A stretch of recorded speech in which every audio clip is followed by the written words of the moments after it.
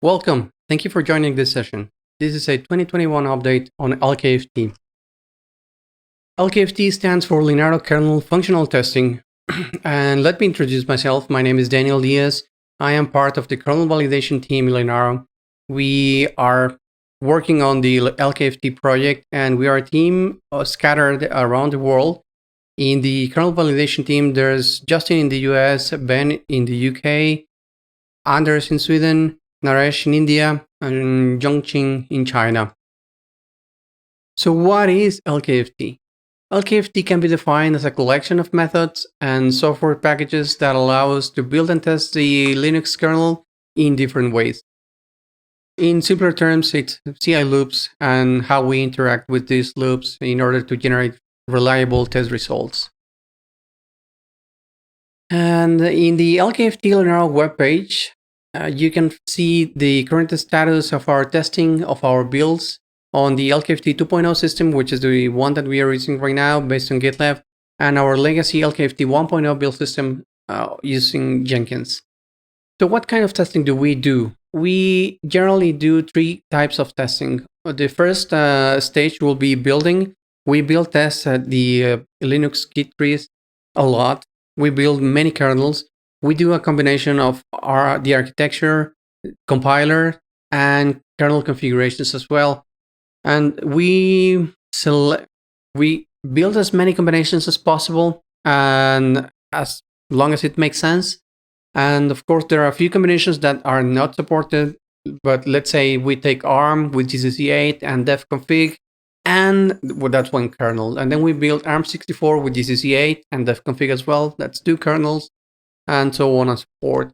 We do the same for GCC 9, 10, 11, Clang 10, 11, 12, 13, and even Clang nightly.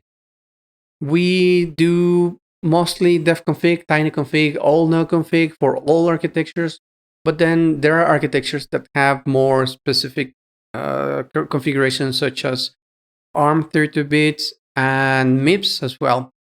For instance, for 5.14, which is this one branch, this last release that we had of the Linux kernel, we built 479 different kernels.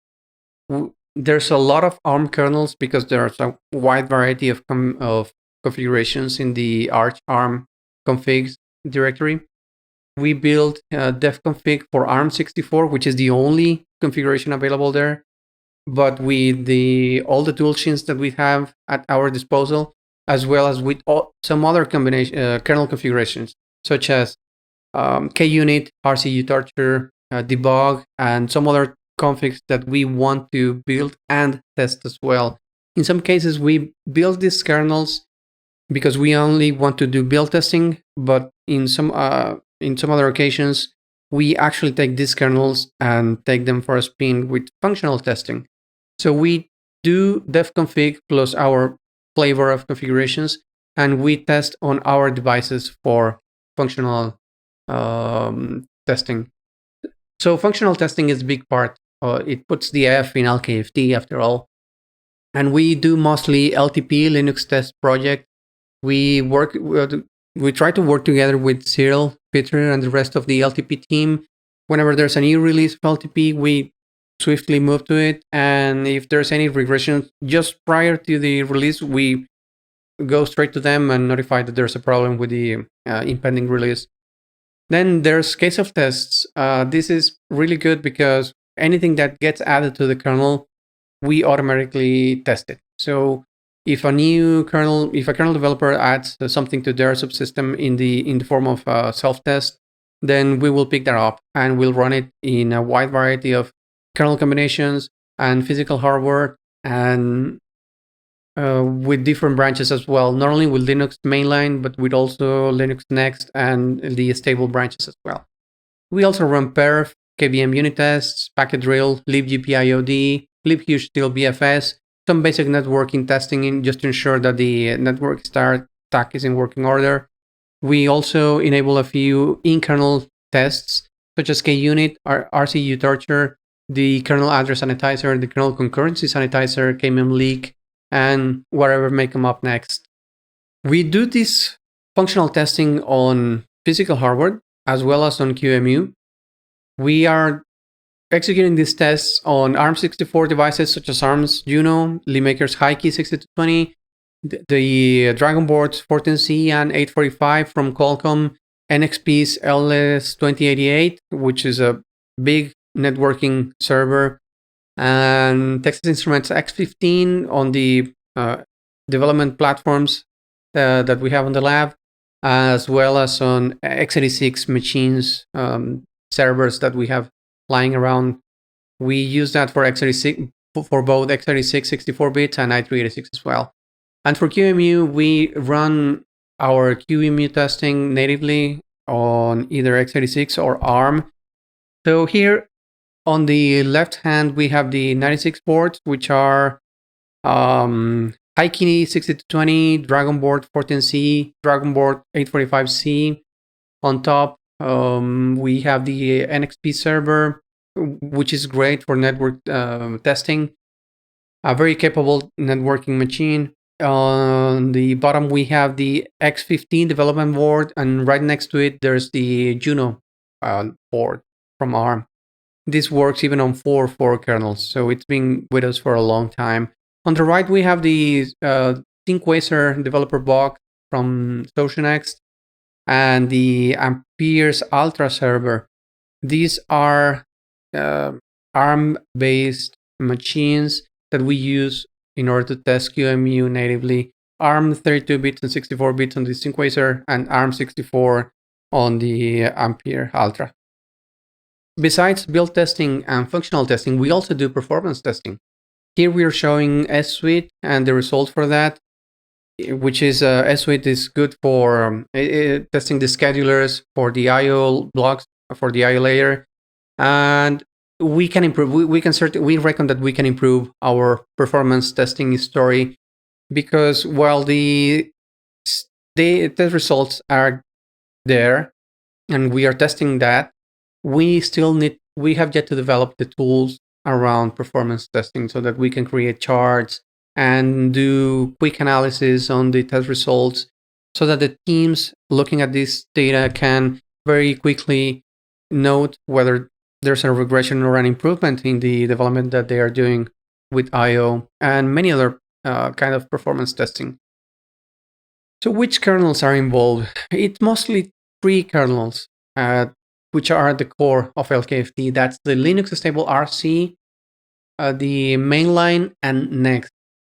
With Linux Stable RC, we are building all of the branches available there, both the stable releases as well as the queues, but we focus mostly on the Linux x.y, major.x.y branches.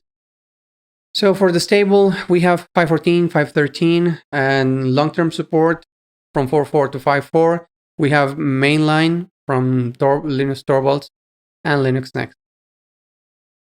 So these are some numbers that we have here. For the LTS and stable release candidates, we have a 48-hour service level agreement, meaning that for every release candidate that Greg pushes, we need to reply within 48 hours. For the past couple of years, we have 10-hour results in much less than 48 hours. It's generally 24 hours or even less. And for the last set of releases, we executed almost 500,000 tests. This means that this is actually for the release tags, but we also did the same amount of testing for the release candidates, for each round of release candidates that there were, just for these releases to happen. And even before the release candidates were announced, we also tested every single Git push that there was on these trees. So we do a lot of testing, and whenever we see that something is broken, we reach out to the interested parties and let them know that there's something broken. We try to notify even before the release candidates are out there, and once the release candidates are out there, we report any regressions that we may find so that they never reach the stable branches. So from 2019 to 2020, we have had an improvement, an increase in the number of release candidates and the testing that we have performed as well. We ran over 52 million tests on all the stable, mainline, and next branches, which was an average of 100 tests per minute every single day. In 2020, we have increased our regressions reported to 11% of the release candidates, and we have had an average of 1.07 release candidates every single day of the week. The keyword here is week because sometimes the release candidates come in Friday or even Sunday. And while most of this is automated, there's still a human looking at these results and curating everything testing wise before we send out a report. So this is not just the machines that are sending out the reports. There's a human looking at the results and ensuring that they are sane, and that if there's any problem that may have escaped the machines, that we detect it. There's human eyes looking at this. So in 2020, we ran over 75 million tests. So that was an increase of 43%. And that accounts to almost 2 tests per second every single day of the year. So how do we test? Whenever Linus or Greg sends a new release through git.kernel.org, we will receive this in our mirror on GitLab, and then that will trigger a CI pipeline, and this pipeline will spawn a bunch of EC2 workers, and these are really small. They don't really have to do much, as we rely heavily on TalkSuite. TalkSuite is the key factor that allowed us to go from very little kernels, very few kernels from that 6 to as many as we want.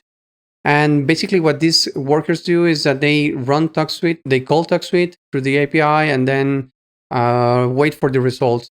And once we got the kernels built, then we then proceed to the next stage, which is the creation of the tests. We create the tests with Lava test plans and test definitions. This is a lot of Jinja templating, and we rely heavily on Linaro's test definitions. We hand that over to Squad. Squad will communicate with the Lava test server.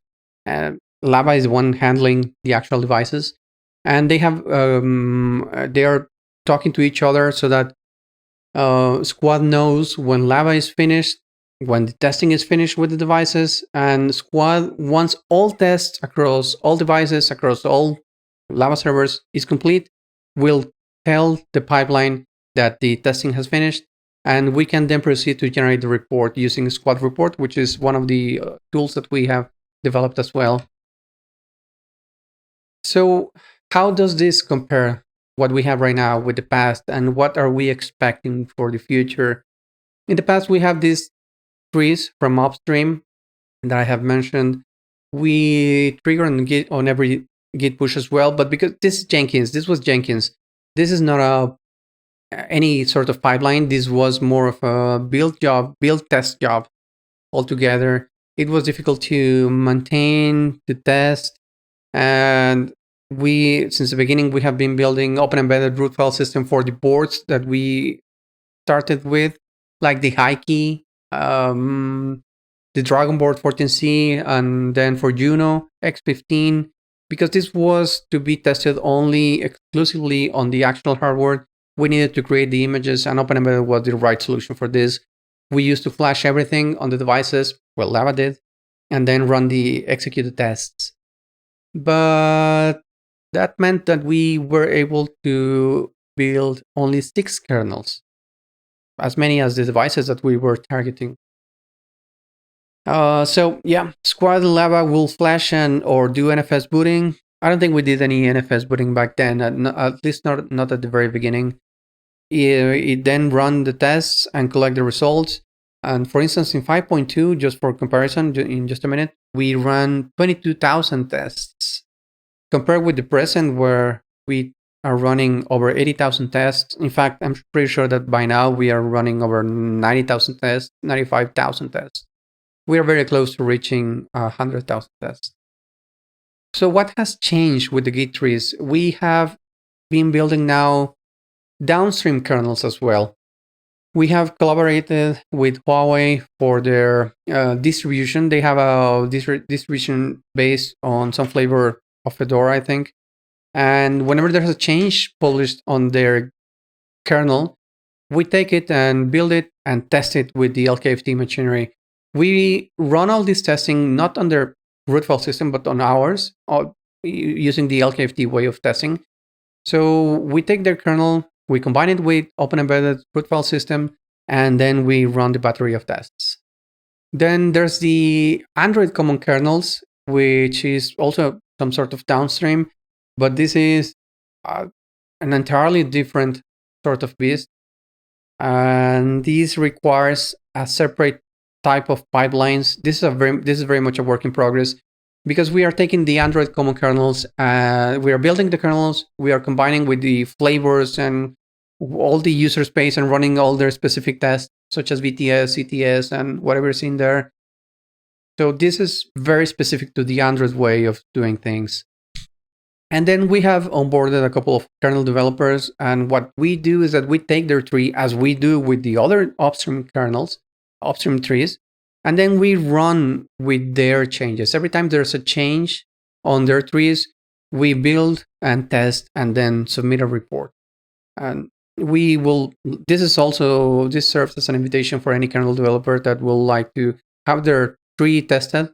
Feel free to reach out. We will more than gladly set something up, and I'm sure that we can benefit in a symbiotic way, since if there's any for instance, the GPIO kernel and a subsystem, this is something that the reason for which we have libgpiod is precisely the GPIO tree.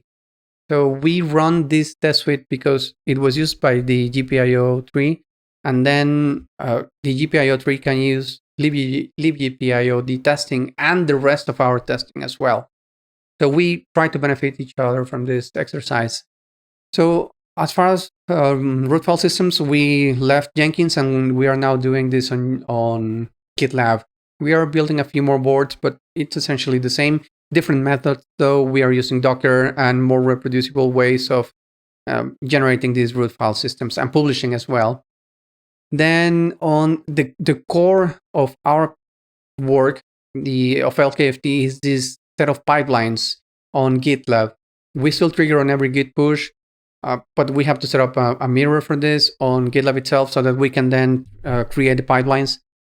So we went from 6 kernels to as many kernels as we want. Right now we have configured 400 different kernels, and these guys can do over 2,000 kernels in 15 minutes. Should they want to do that? We only require 400 for every branch. But of course, if there's a Git push for 5.14, 5.13, 5.10, and then all of the rest of these stable branches, then we certainly exceed 2,000 kernels in very little time. We don't even look at how quick that is, because it's quick, more than enough for us. So the kernels are built, and what's changed is that in the test definition, we are now combining this root file system that we generated and published with the kernel and modules and DTBs that were recently just created by TuxSuite.